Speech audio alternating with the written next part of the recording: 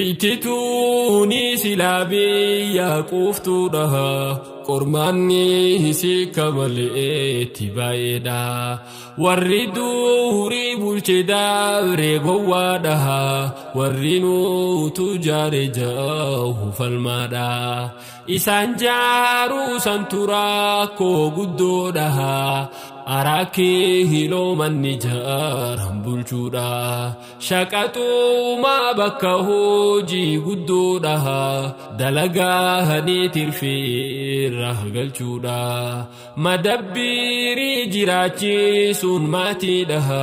akkas turre yeroo dheertu muddaadha kaansariin kuyyoom kan keenya qofaadha kaansariin Afrikaa guddoon aseedha Kansarin Afrika guddaan azeedha Larrakkoo hameenyaaf kuntiggiidha laalaanii isaa nama miidhuu dhabuudha walqixxaannee jiraannaan isaaf miidha miilamuree harmamuree ayyoodha sanadaarawwanni irra hamtuudha har'a hamaa kan dabre irra miidhaadha Ajjeesa daran kajjeeseef mormuudha tokkummaan saan abbaa saafarsuudha addunyaarraa khalqa akkaatti hamtuudha takkaan gaarree ibliis deemu balaadha Taa'ilaalii ja'aan kophaan nyaadha warri qaamni guutuun isaanii garaadha garaa maaleen qabu onneef mataadha summiidhaalootatti ceetu hamtuudha Rakkoon isaanii osoon beekin beekuudha dayyuu soomee biyyas daayyuu soomsuudha ifis miidhee biyya miidhuu namtuudha biyya bulchuus waggaa dhibba guutuudha muuxannoon saaxiree nyaatee dhuguudha dhugee quufee jijjigaa jiraachuudha Ilmaan isaanii akki gorsan manarraa biyya guutuu numa qofaatu jira yoo gabbaatan hin gartaan nama bira afaaniinis amantaanis waan bira aadaa teenya malee gartaan waan bira wanni daansaan hundi teenya nuuf bara Lafastaadhaan bakka ittiin galarra hundi teenya kophaa qaana waa mara ilmaan isaaniirraa wanni si marara akkasitti guddannaan ijoollummaarra jiruun dhiibdee namoota waliin irraa amantaa fi aadaalee garaagaraa. Akkamittiin simadhaaf mormaa jira eessaa dhuftaan ja'aan namoota maraa eessaa dhuftaan ja'aan namoota maraa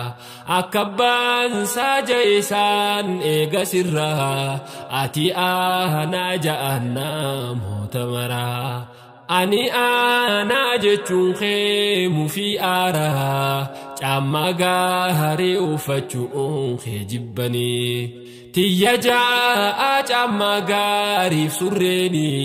duuba kaamiin nama waliin turanii hagammiidhaan abboonni kun ilmaanii abbaan hamaan akkas xiqqee salmaanii eenyu himaaf dogoggora abbaasaanii Rakkoon isaanii tanumaan wal qabatti ana malee jechuudhaan sa'abbooti kophaa nyaadhu kophaa dhugi kabuuti summii nyaattee summii malee maal tufti biyya teenyaaf kaansaree guddinaati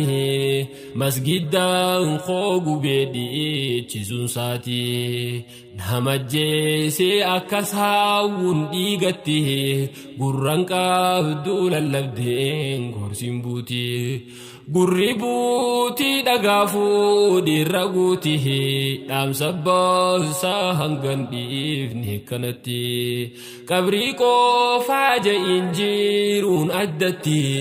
abshir jaa'ii fuulduree kee dukkanti akka jaajjuu kophaa ejjuutee murtihi keessa deemii dukkana abbaa keeti. Alhamdulillahi alhamdulillahi alhamdulillahi alhamdulillahi ni'ma islamumma alhamdulillahi wa ijara irgan haga sodise hindere isu hawasa hugababse dubbisani gara kho nabobise sanifi hinagas je rabuse ningabab sayonasa waderese nindebi awahin kharati dise nindebi awahin kharati dise.